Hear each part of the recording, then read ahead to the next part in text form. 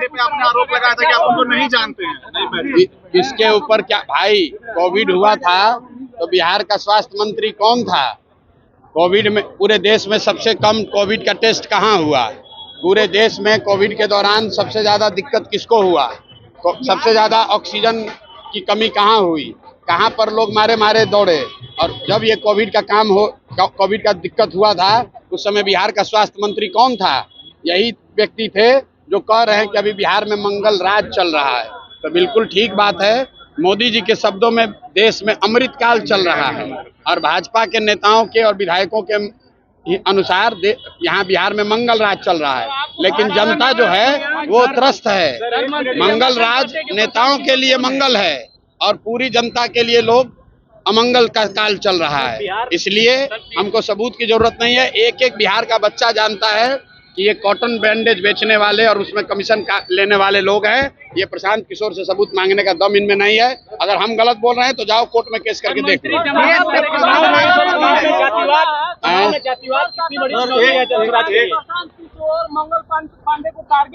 छोड़िए ना यार।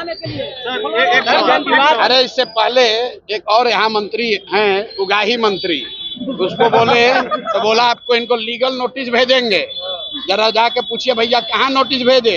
प्रशांत किशोर ये धमकी से डरने वाले नहीं है। इसी बिहार में 3 बरस से पैदल चल रहे हैं। यहाँ पर जो मुखिया होता है जीत जाता है तो 4 को सिपाही लेके चलता है। प्रशांत किशोर 3 बरस से गांव-गांव चल रहे हैं और एक हवलदार सिपाही लेकर नहीं चलते हैं, किसी से डरते नहीं हैं। ये भ्रष्ट लोग हैं, ये चोर बदमाश लोग जो जनता को लूटा है वो प्रशांत किशोर को डरवा नहीं सकता है।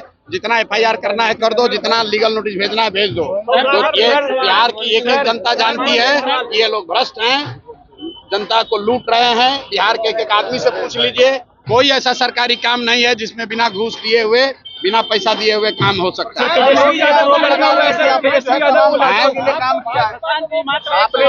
आपने सर तमाम पार्टियों क्या?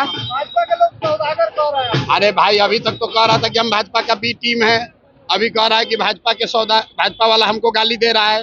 भाई जब जब जनता खड़ी होगी तो जो लोग मुफ्त में जनता को लूट रहे थे वो चिल्लाएंगे ही। अब चुनाव सामने है, 5 महीना के बाद सत्ता हाथ से चली जाएगी। आपको कैमरे पर कह रहा हूँ, लिख लीजिए, 2/3 से ज्यादा विधायक बिहार में, 2/3 से ज्यादा विधायक चाहे किसी पार्टी का हो, वो चुनाव निश्चित तौर पर हारेगा। क्योंकि जनता बिल्कुल यहाँ के अभी के स्थानीय प्रतिनिधियों से नाराज है, चाहे वो किसी दल का हो, क्योंकि किसी ने जनता के लिए कुछ नहीं किया है। जो सिटिंग विधायक है वो अपना जान जाए, उसको हारना ही हारना है, कोई जीते, जनसुराज जीते या कोई जीते, लेकिन जो विधायक जीता हुआ है उसको तो हारना ही हारना है। सर जनसुराज कितनी सीटें देख रही है आने वाला विधानसभा में? हम लोग इतनी सीट देख रहे हैं जो कि बिहार के व्यवस्था परिवर्तन के लिए काफी होगा। बिहार में परिवर्तन होकर रहेगा, बदलाव होकर रहेगा, कोई रोक नहीं सकता है।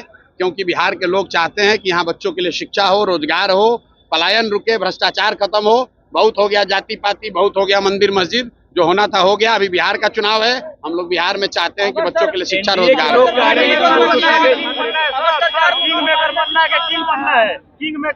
किंग मेकर ही बनना है। बिहार की जनता को इस बार राजा बनाना है।